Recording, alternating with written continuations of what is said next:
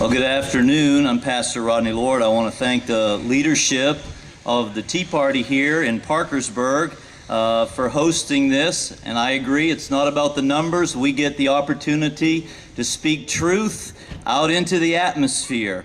And let me tell you, truth continues whether there's many or few.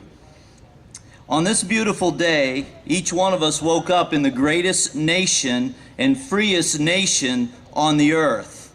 We owe much gratitude to those in our military who serve and have served to protect our freedoms and liberty. We thank this nation's sons and daughters who are willing to answer this high calling. But this is a new day, when every true citizen, young and old, must engage at the war at hand. Not a war on a foreign soil or a physical one on this soil, but a war of worldviews, a war of ideologies, a war against the march of progressivism, socialism, Marxism, and communism. Have you all been noticing that march and that war on our soil? This is a day that demands the enlistment and re-enlistment of this nation's patriots at every age. That's who you are, and I'm glad to be counted among you today. I'm a pastor, so I'm going to quote from the Bible. Gives me special permission, of course. In Nehemiah chapter 1, Nehemiah was away in another country serving in a high position before the king. News came that the capital city, which he loved, was in ruin, and the people were in great distress and reproach.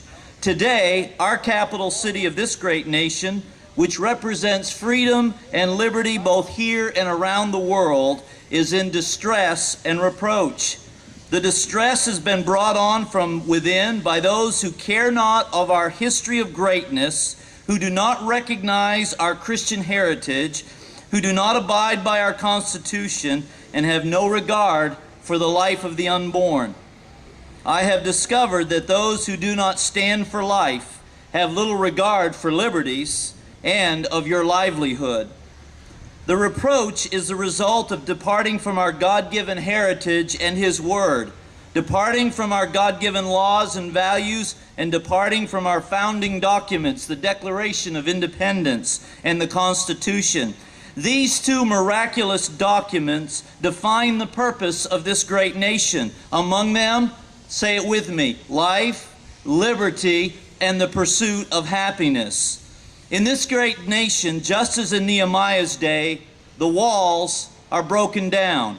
Walls built to protect our liberty are being broken down on a daily basis. Health care, cap and trade, endless spending.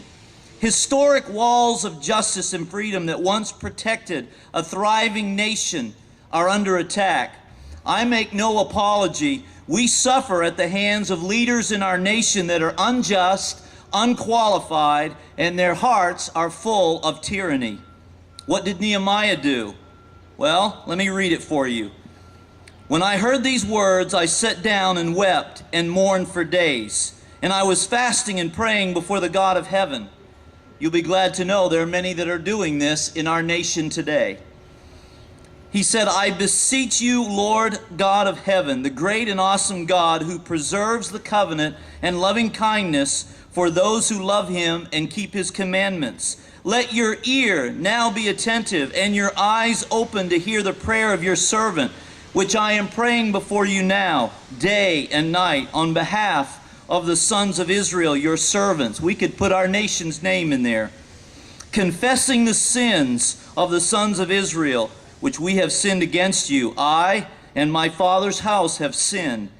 We have acted very corruptly against you and have not kept the commandments, nor the statutes, nor the ordinances which you commanded your servant Moses. Nehemiah was representatively praying about a nation that had caused the downfall, their walls to be broken down, and their people to be carried off into exile. And I believe it is certainly time to pray. From Washington to Lincoln to Reagan, many of our greatest leaders prayed and demonstrated their dependence on the divine hand of God in the affairs of this nation.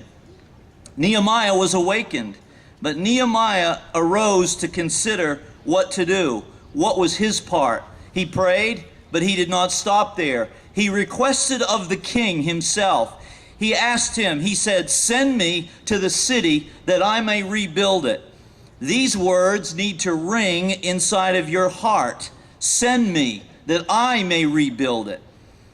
I believe there is an awakening among us, and may it become another historic great awakening.